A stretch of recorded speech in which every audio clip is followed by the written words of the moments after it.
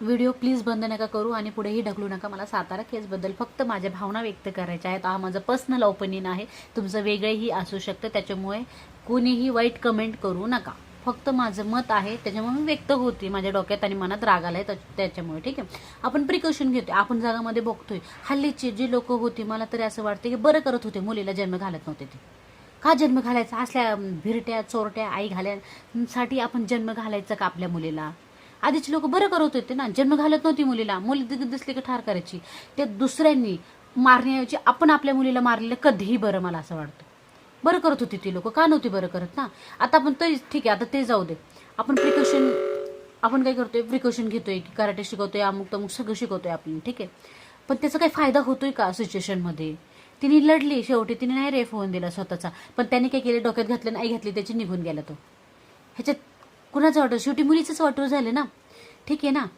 मग आता तुम्ही जे पोलीस अधिकारी आहे, ज्याच्या हातात आहे की ते, म्हणजे एवढी ताकद आहे त्यांच्याकडे की ते काहीतरी म्हणजे करू शकता, त्यांनी डायरेक्ट आईबापांकडे त्यांना सोडा, नाही तर भर चौकात घ्या त्या दलिंदराला आणि तिथं ठोका ना सगळ्यांसमोर. कारण त्या भर चौकात थांबलेल्या एका जरी माणसात परत कधी जर विचार आला बलात्काराचा, छेडछाडीचा, तर ते दृश्य त्याला आठवेल. एवढं करा फक्त. आणि मला तरी असं वाटतं की सगळे म्हणजे जे चोरी मकोरी लुटपाट हे जे आहे ना, ते कायद्याने चालू द्या तुमची केस. ते आम्हाला घंटा फरक नाही पडत. होऊ द्या की ते चोरी व्हायच्यात, काय काय ते. पण रेप हा केस जर झाला तर तुम्ही ते पब्लिककडे द्या. त्याचं सोल्युशन पब्लिक बरोबर काढतील. आणि पब्लिककडेच द्या की काही निर्णय घ्यायचा तुम्हाला घ्या या माणसाबद्दल, आम्ही काही म्हणणार नाही.